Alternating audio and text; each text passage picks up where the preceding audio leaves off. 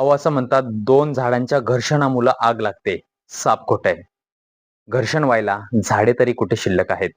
आग ही लावली जाते. आग ही मानव निर्मित लागली जाते. लक्षात घ्या.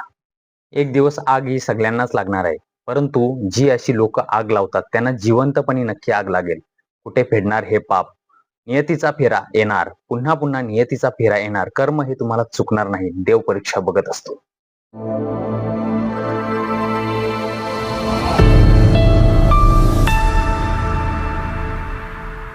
वणवा म्हणजेच जंगल किंवा गवताळ भागामध्ये लागलेली मानवनिर्मित किंवा अमानवनिर्मित लागलेली आग म्हणजेच अनियंत्रित आग. ही एवढी आग असते की तिला नियंत्रित ठेवू शकत नाही. त्यालाच वणवा असे म्हणतात. याला इंग्रजी भाषेत फॉरेस्ट फायर असे सुद्धा म्हटले जाते. वणवा एकदा पेटला की तो पसरत जातो. संपूर्ण जंगल जळून खाक होते. हा जंगल अनेक दिवस पेटत राहतो. अनेक दिवस हा जंगल या वणव्यामुळे धुमसत राहतो. यामुळे निसर्गाचे मोठ्या प्रमाणामध्ये नुकसान होते. नमस्कार, मी गणेश तुपे आणि मंडळी आपण पाहतात जीटी इन्फो चॅनल. याच शहापूर तालुक्यात वणव्यांच्या या मालिकेमुळे संपूर्ण तालुक्यामध्ये भीषण परिस्थिती ही निर्माण झालेली आहे. या हिरव्यागार जंगलाची अक्षरशः राख रांगोळी झालेली आहे. अनेक कितीतरी हजारो एकर जमिनी, हजारो एकर जंगल हे जळून भस्मसात झालेले आहेत. संपूर्ण ठिकाणी परिस्थिती या जंगलांमुळे, या वणव्यांमुळे परिस्थिती एवढी झालेली आहे की तापमानामध्ये सुद्धा बदल झालेला आहे. एवढा आहे या जंगलांमध्ये लागणाऱ्या वणव्यांचा अक्षरशः भडका उडाला आहे. मागील आठवड्यामध्ये किनवली असो, डोलखाम, टाकीपटार, खरीड, इकडे कसारा, सरळांबे, धसई, भातसानगर, माऊली किल्ला परिसरामध्ये भीषण वणव्यांच्या घटना दिवसेंदिवस या वाढतच चाललेल्या आहेत. अहो वणवा लावून या लोकांना, या माणसांना काय भेटते, काय आनंद वाटतोय, देव जाणे. एक दिवस सर्वांना आग लागणार आहे, लक्षात घ्या. कर्म हे चुकणार नाही. नियतीचा फेरा येणार. जे या जंगलांना वणवा लावतात, जे जंगलांना आग लावतात, त्यांना जिवंतपणी आग लागणार. देव मित्रांनो पाहत आहे.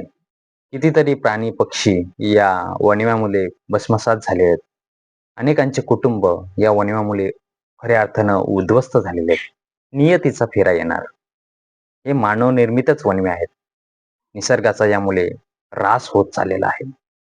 आमचा शहापूरमधील सह्याद्रीच्या पर्वतरांगेतील हा दाट पट्टा जेणेकरून पर्यावरणामधील समतोल राखण्यासाठी खंबीरपणे आज खरं तर सह्याद्रीचा डोंगर रांगेतील पट्टा आज उभा आहे.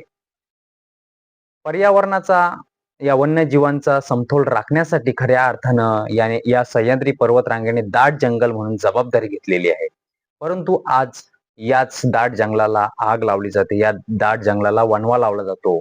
येथे अनेक प्राणी पशु पक्ष्यांचा पहिल्यापासूनच अधिवास आहे. परंतु आग लावल्याने खऱ्या अर्थानं हा हरित पट्टा आज कालवणला गेला आहे. व आमचा हा शेतकरी वर्ग गाई, म्हशी, गुरे ढोरे घेऊन जंगलामध्ये गुरेढोरे चारण्यासाठी, गवत खाण्यासाठी गाई म्हशींना नेत असतो. या डोंगर उतारावरून घनदाट असे आपल्याला गवत पाहायला मिळते. परंतु हे कुठेतरी आजच्या घडीला ऱ्हास होताना आपल्याला दिसत आहे. आणि हे आग लावणारे कोण? हो, आपलीच लोक. पूर्वी दोन झाडांमध्ये घर्षण व्हायचे, पण घर्षण होण्यासाठी आता झाडे तरी कुठे शिल्लक ठेवलेत या मानवाने? कुठेतरी आता घर्षण वगैरे काही नाहीये. आग लावणारी ही आपलीच लोक कोणत्या तरी हेतूने आग लावतात. त्यामुळे जंगलामध्ये भडका उडतो. आणि हे अनैसर्गिक आग आहे, हे मी आजच्या घडीला मान्य करेन. नैसर्गिक आग वगैरे लावणं, आता लागणं हे काहीतरी संपुष्टातच आलेले आहे. आग लावणारी ही आपलीच लोक. समजायला पाहिजे काही गोष्टी याच लोकांना. कुणी शिकारीच्या उद्देशाने आग लावतो, म्हणजे जेणेकरून ससे, रानडुक्कर वगैरे त्यांना मिळतील. काय आनंद मिळतो आग लावून, देव जाणे. आता खरं तर आग लागल्याने काय होतंय, हे फोटोतील दृश्य पहा.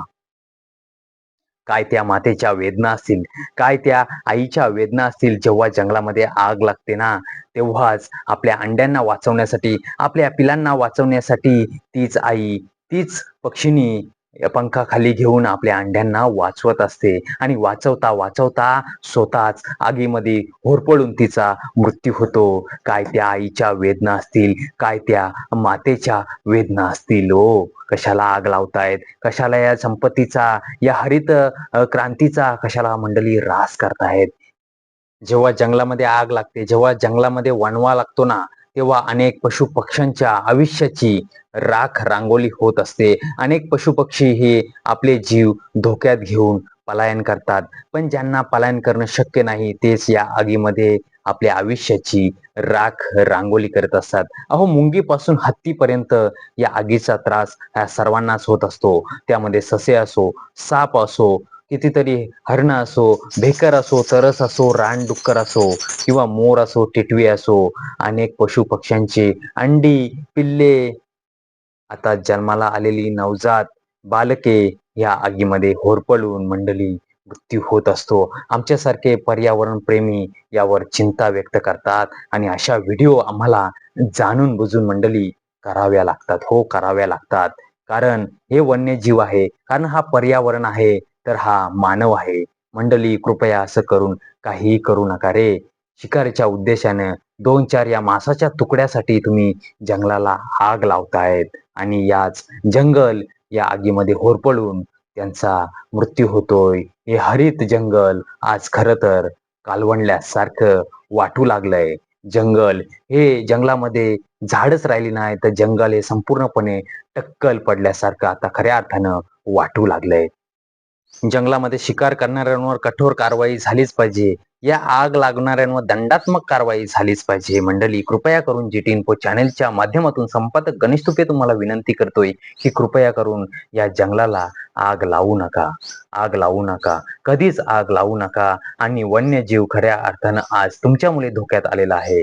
हा मानव निर्मितच वणवा असतो. नैसर्गिक वणवा वगैरे काही नाही. नैसर्गिक वणवा वगैरे काही नाही.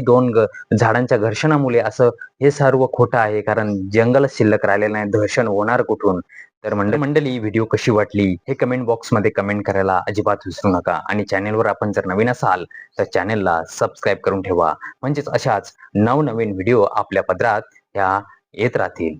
चला तर मंडळी, घेऊया निरोप. जय हिंद, जय महाराष्ट्र. धन्यवाद.